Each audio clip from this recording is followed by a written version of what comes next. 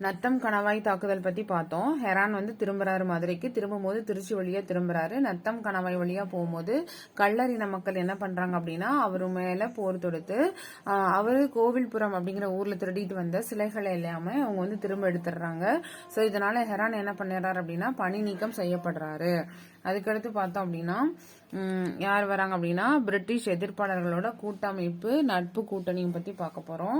இந்த பிரிட்டிஷ் எதிர்ப்பாளர்கள் அப்படின்னா யார் அப்படின்னா நவாப் சந்தா சாஹிப்பின் முகவர்களா இருக்கிற மியானா, முடிமையா, நபிகன் கட்டாக் இந்த 3 பேரும் பத்தானிய அதிகாரிகள். இவங்க திருநெல்வேலி பகுதிகளில் பொறுப்பு வகிக்கிறாங்க. ஆனா இவங்க ஆர்காட் நவாபுக்கு எதிராக முகமது அலிக்கு எதிராக யாருக்கு ஆதரவு கொடுக்கறாங்கன்னா பூலித்தேவருக்கு ஆதரவு கொடுக்கறாங்க. சோ பூலித்தேவருக்கு ஆதரவு கிடைச்ச பத்தானிய அதிகாரிகள் யாருன்னா மியானா, முடிமையா இவங்க மதுரையை ஆட்சி பண்றவங்க. நபிகன் கட்டாக் திருநெல்வேலியை ஆட்சி பண்றவங்க. அதே மாதிரி இந்த பாளையக்காரர் முறை இதுல பார்த்தோம் அப்படின்னா இவர் மேற்கு பாளையத்தை சேர்ந்தவர். இந்த மேற்கு பாளையத்துல சிவகிரி பாளையம் இவருக்கு உதவியா இல்ல.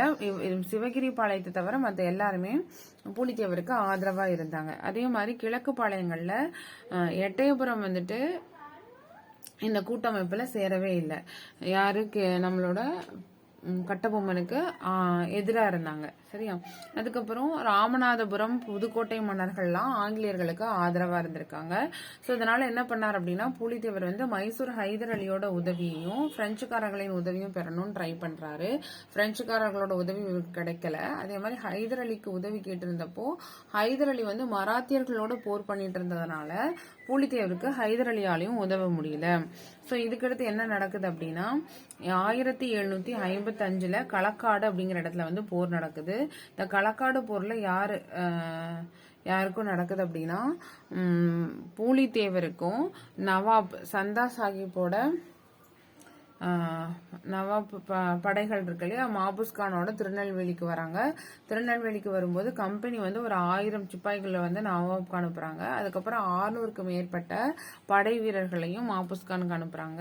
அப்புறம் கர்நாடகா பகுதிகளில் இருந்து குதிரைப்படை மற்றும் காலாட் படை ஆதரவும் அவங்களுக்கு இருந்துச்சு.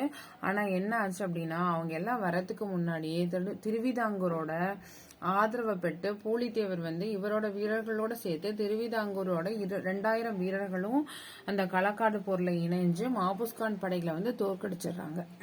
சோ களக்காடு போர்ல பூலித்தேவரை எதிர்த்த மாபுஸ்கான் தோல்வி அடைஞ்சிடறாரு.